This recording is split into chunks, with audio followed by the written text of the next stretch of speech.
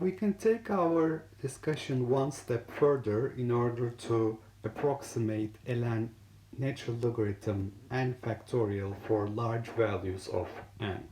So here I have n much greater than 1. And if you remember, n factorial by definition is the product 1, 2, 3, all the way up to the numbers n. And if I consider the natural logarithm of n factorial, then I would have natural logarithm of 1 plus natural logarithm of 2 plus natural logarithm of 3 all the way up to natural logarithm of n. Now here you see the plot of natural logarithm of n versus n, which is a continuous and is considered as a continuous variable. And here I have discrete n values listed as well. So starting from n equals 1 here, n equals 2, 3, 4, 5, 6, etc. You can see the corresponding values of the natural logarithm. And since a discreteness unit of 1 is going to be small for the range of large n values, basically I can say that I can ignore the discreteness of the n value and approximate this as the area under this curve.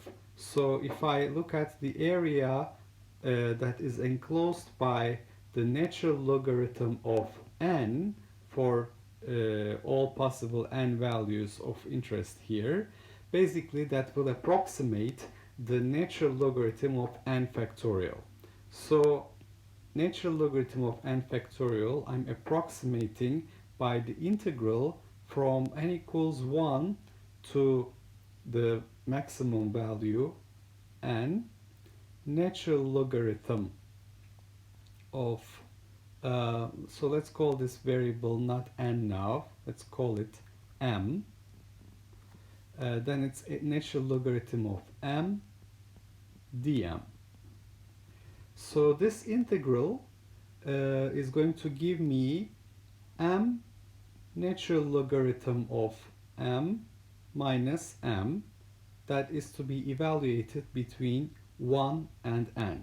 So if you are curious about this integration of the natural logarithm, let's try ddm of m natural logarithm of m minus m. Let's see what this gives me, just to take make sure that the antiderivative is correct. So the first term will be 1 times natural logarithm n. The second term will be m times 1 over m, and the third term will be minus 1. So here I will get 1 minus 1 natural logarithm m. So as you can see, the integral is indeed m ln m minus m. So natural logarithm of n factorial then will be n ln n minus n minus 1 ln 1 minus 1. So this is going to be 0. Then I will have n natural logarithm n minus n plus 1. And because n is much greater than 1, I can ignore 1. So to a good approximation here, this is going to be n natural logarithm n minus n.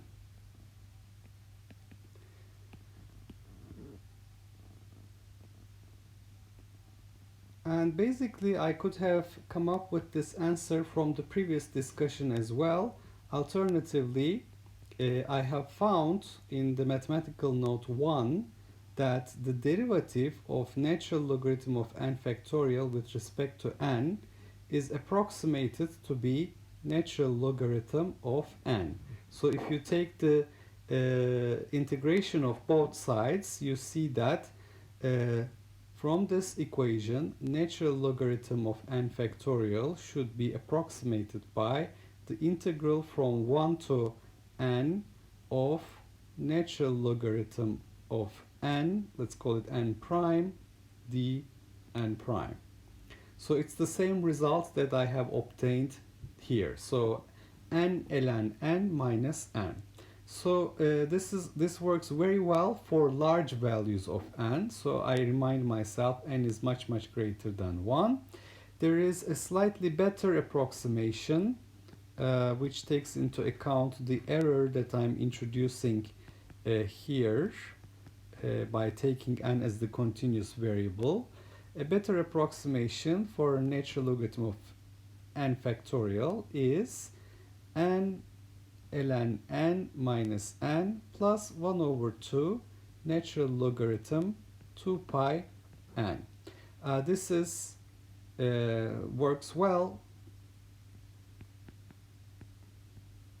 with less than 1% error